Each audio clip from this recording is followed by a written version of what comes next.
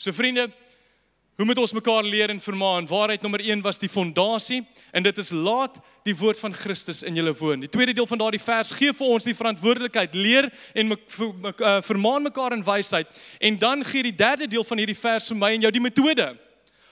Die vers sê vir my en vir jou hoe ons dit moet doen, en hy sê vir ons, doen dit deur aanbidding. Nou vriende, oor 3 weke van vandag af, het ek weer die voorreg om die woord te bring, en daardie dag gaan ons gesels oor 'n mekaar gemeente sing onder mekaar. Hold your horses, kan nie wag hê. Hierdie is net 'n voorsmaakie vir daardie preek. Maar vriende, wat ek wel wil hê, jy moet kom vasmaak in jou hart, en wat ek graag vanoggend vir jou wil herinner is as ek en jy die woord van God in ons harte het, dan kan ons nie help, maar om te kook vir die Here nie. Kook jou ketel nog vanoggend, vriende? Yes, amen. Johan het gesê, hy gaan vir ons daardie stuur, en hy het vir ons op 'n community groep gesit. Kook jou ketel nog. Want as die Here in jou kom woon, en jy weet presies waar jy was, toe die Here jou kom red het, toe jy uit die donkerte geruk het, en in die lig geplaas het. Jy onthou daardie oomblik, en dan kan ek en jy nie help as ons hier instap nie, as om ons hande in die lig te sit en te sê, prys die Here vir wie en wat hy is. En dan maak ek en jy vandag net soos wat hulle in die Ou Testament gedoen het, en ons sing lofliedere, ons gooi ons hande op, sing geestelike liedere uit dankbaarheid vir wat die Here vir my en vir jou gedoen het.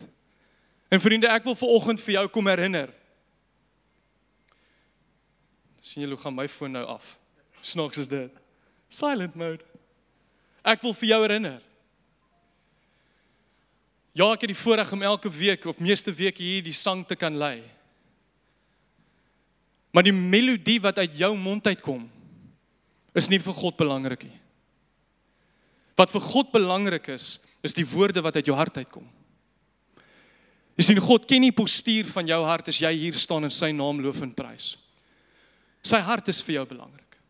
En die woorde wat daar uitspruit is vir hom belangrik. En dis hoekom in hierdie gemeente is die woorde wat ons sing vir ons belangrik. Want ons kan sê, omdat ons kan getuig, hoe groot is ons God. En vriende, dalk ervaar van julle wat vanoggend hier sit, as hierdie boodskap is 'n swaar een.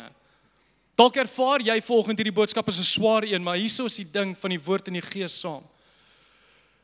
Is daar dieselfde swaar hart kan gestig word deur die liedere wat ons sing.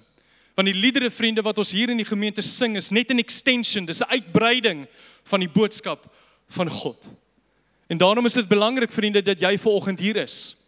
Dis belangrik dat jy vanoggend in 'n plaaslike gemeente ingeskakel is, want die Hebreërs sê vir ons die volgende, sê, laat ons ook na mekaar omsien, deur mekaar aan te spoor tot liefde en goeie dade.